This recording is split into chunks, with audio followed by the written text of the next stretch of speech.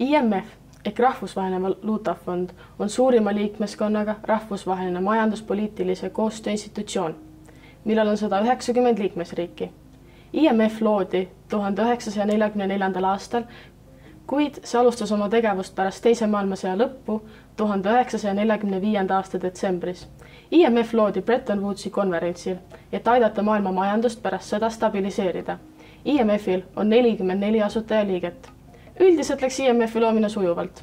Mõned riigid, näiteks Prantsusmaa, Argentiina, Brasiilia ja India, leidsid, et liikmesriikide kohustused on piiravad ja sekkuvad liigselt riigi majandusse. Euroopa riikidele valmistas muret, et IMF-i loodav süsteem võib anda Ameerika Ühendriikidele liiga suure mõjuvõimu, kuna valuutasüsteem põhineb USA dollaril. Bretton Woodsi leping võeti aga suuremate probleemideta vastu, kuna pärast teist maailmasõda oli paljude riikide majandus kurnatud ning IMF-i ja Maailmapanka nähti kui vahendid, millega seda turgutada. IMF-i põhieesmärgid on rahvusvahelise rahasüsteemi tagamine, edendada ülemaailmset majanduskasvu, ülemaailmne finantsstabiilsus, vähendada vaesust ning soodustada rahvusvahelist kaubandust. Rahvusvaheline Valuutafond üritab oma eesmärke täide saata laenude andmisega ning uuringute läbiviimisega, mille tulemusel antakse riikidele majandusnõu. Näiteks Kreeka kukkuvat majandust üritas nii Euroopa Liit kui ka IMF laenudega päästa.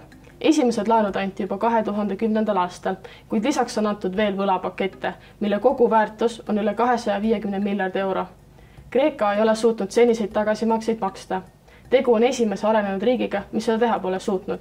Pluss, IMF-il tegelikult puudub igasugune võimekus sundida Kreekat laene tagasi maksma. Lisaks on IMF osutanud ulatuslikku abi paljudele Ladina-Ameerika riikidele, sealhulgas Argentiina, Brasiilia, Ecuador, Venezuela ja teised.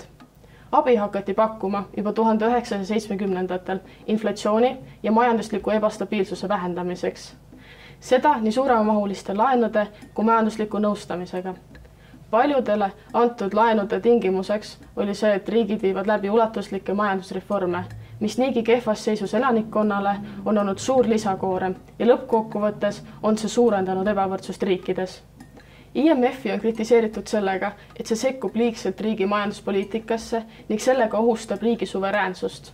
Lisaks on leitud, et programme ja otsuseid ei viida läbi piisavalt läbipaistvalt.